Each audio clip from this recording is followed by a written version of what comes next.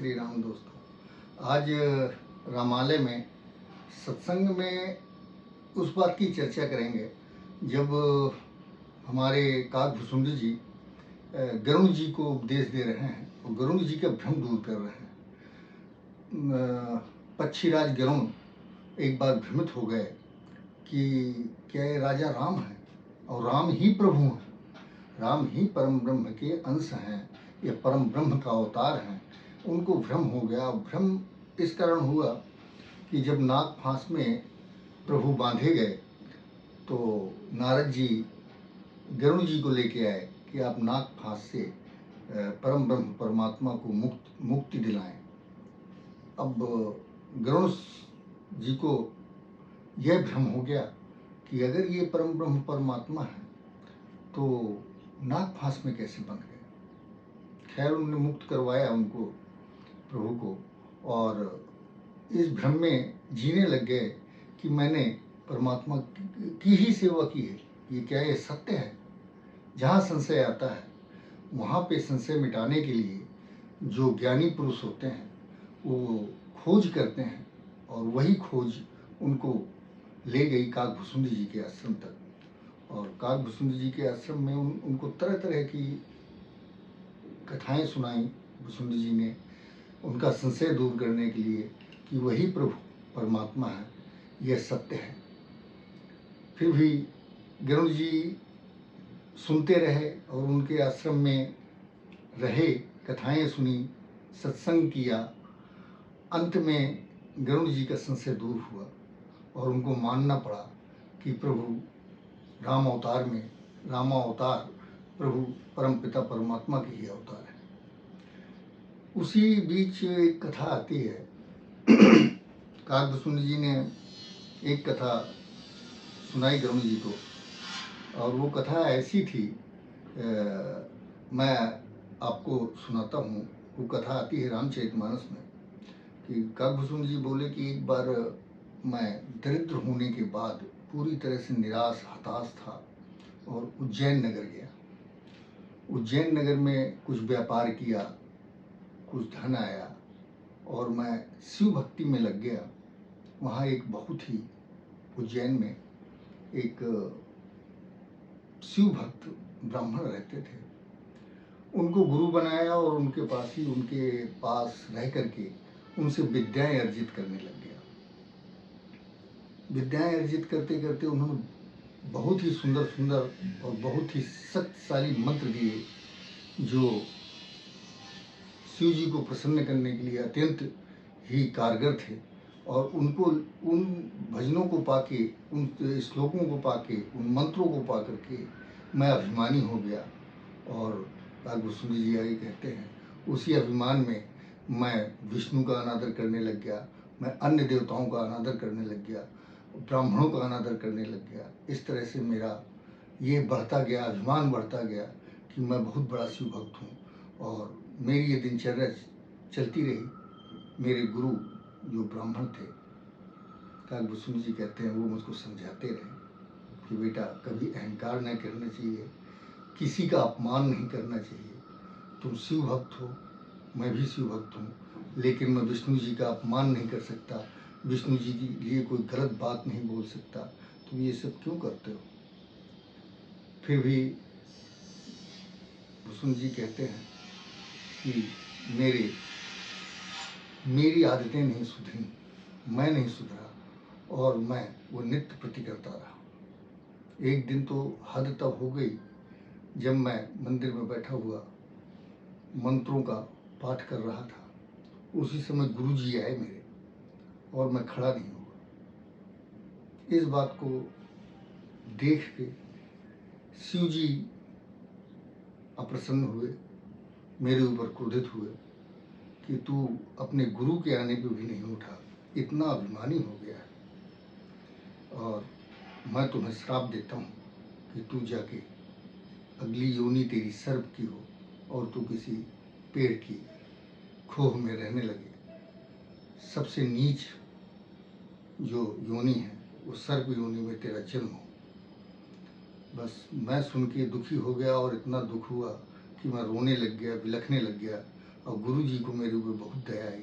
वो भी बहुत द्रवित हुए और द्रवित हृदय से उन्होंने भगवान शिव की आराधना की। उनसे प्रार्थना करने लग गए कि प्रभु मेरे इस अपराध को क्षमा करें और ये दंड वापस ले लें। और इतनी करुण पुकार थी।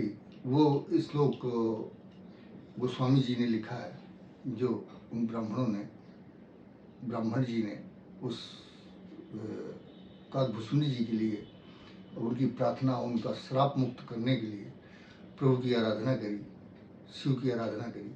और राम ने भी कहा है, बिना शिव भक्ति के मेरी भक्ति करना बिल्कुल ही असंभव है और मैं उसे प्राप्त ही नहीं हो सकता जो शिव पे विश्वास नहीं करता। शिव महादेव हैं और उनकी आराधना उन्होंने करी है।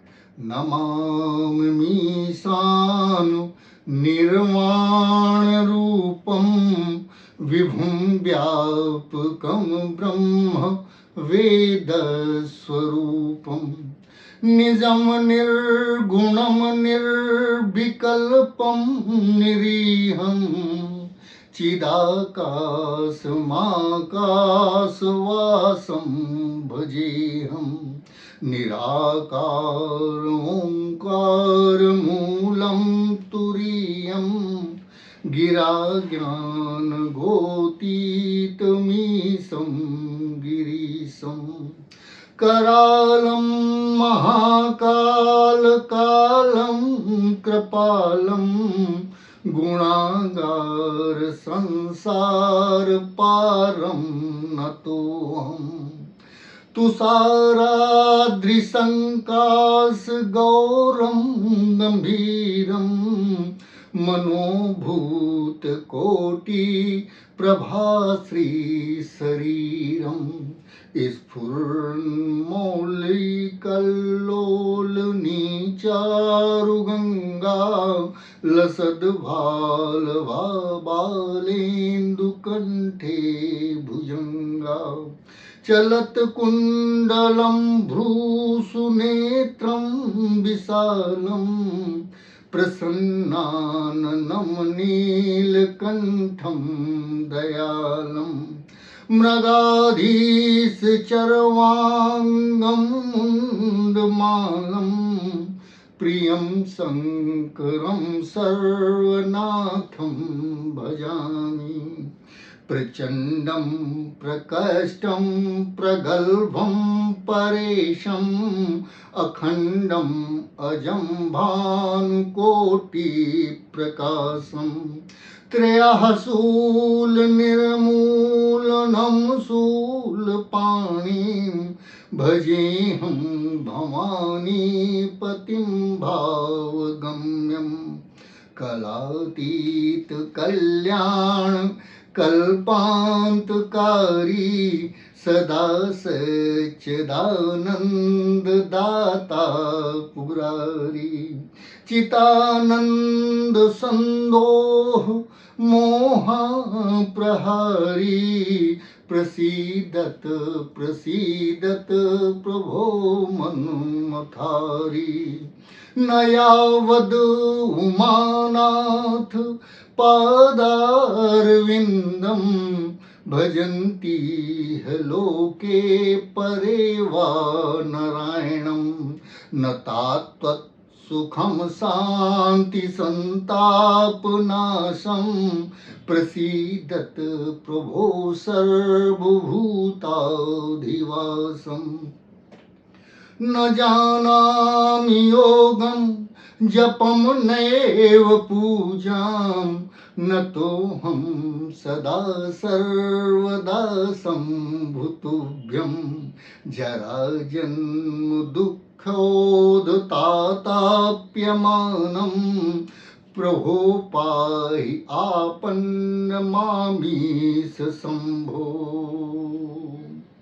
रुद्राष्टकमिदं प्रमोक्तं विप्रेण हरतोषे ये पठन्ति नरा भक्त्या तेषां शम्भु प्रसीदति सियापति राम। जय जय राम मेरे प्रभु राम। जय जय राम। सुन विनती सर्वज्ञ शिव, देख विप्र अनुरागु। पुनि मंदिर नभिमानी भई, दुज वर वर मांगु। सियापति राम। जय जय राम मेरे प्रभु राम। जय जय राम। मंगल भवन अमंगल हारी, द्रवहु सुदशरथ अजिर बिहारी।